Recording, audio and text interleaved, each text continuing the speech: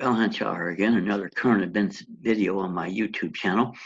And this one, I've been saying it probably not as much on video as I have with friends and all like that in discussions. But, Trump just announced that he thinks that the election ought to be postponed from November due to the COVID crap. And you could see this coming. And this is the sort of thing that I don't think maybe in this case necessarily, but it would be somewhat comparable, in my view, to good old Herr Hitler postponing the next election, probably indefinitely, just like he suspended the German Constitution, which turned out to be indefinitely. But I tell you what, give old Hitler credit there. At least he told the German people he was going to do that. That's a hell of a lot more than FDR did with the American Constitution, right in the same time frame. And very arguably, it's still in a state of suspension now, 87 years later. Oh, weird stuff.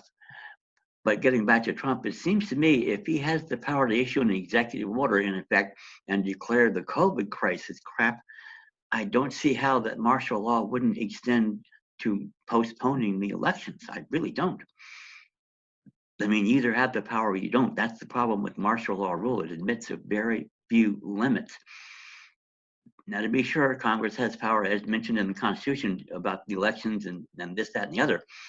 But under circumstances of this type, it's going to be interesting to see if it happens, how it happens, and what's going to happen. So that we don't know.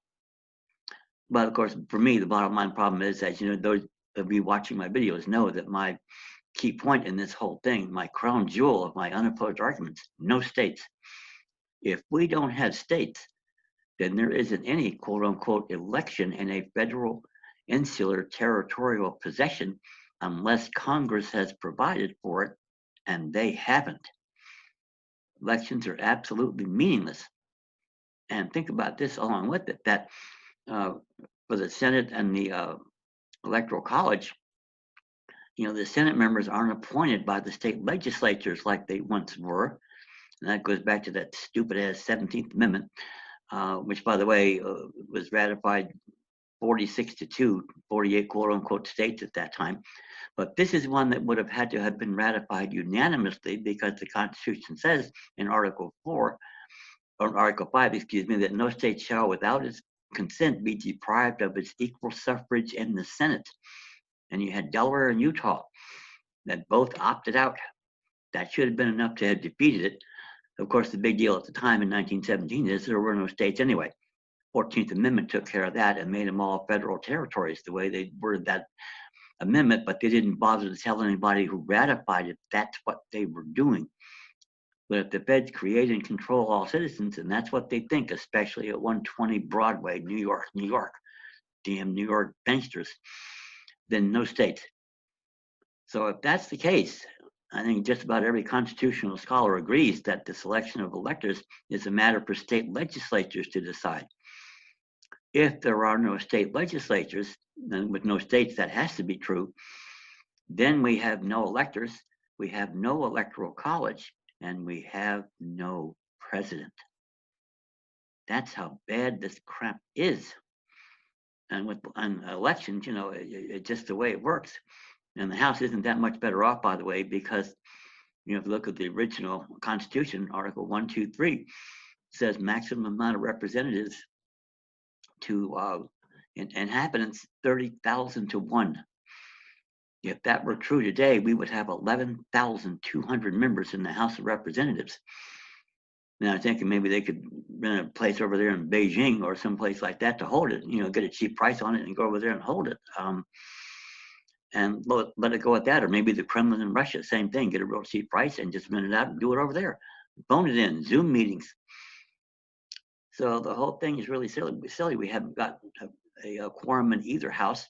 We have no president. We have no government, in effect, a de facto government, and one that not only thinks it can invoke this COVID crisis crap on us, but has an irreconcilable conflict of interest with the Constitution and with our rights secured by the Constitution to be sure that it stays in place as long as possible, and then to foment along with it all this crap going on in Minneapolis and Florida and wherever else, and get a lot of racial tension in there, because they're reasonably sure that white America will take that out on the Black Americans that are rioting and looting and this, that, and the other, and justify martial law in that way.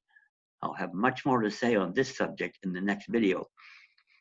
But that said, if Trump issues an executive order, who's to say it won't get obeyed?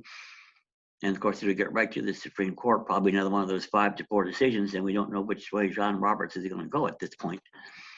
And that would be a hell of a note to uphold an order like that on a 5-4 vote.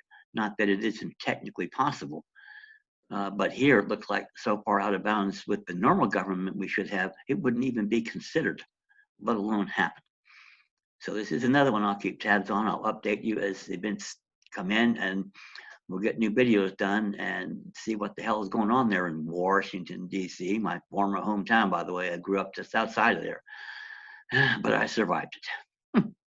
That said, send me an email at uwinandcourt@gmail.com and get information on my modestly priced constitutional defense document package. You can learn all about this and teach your kids. That'll put them far ahead of their classmates who ain't going to learn a damn thing in the mandatory public school system.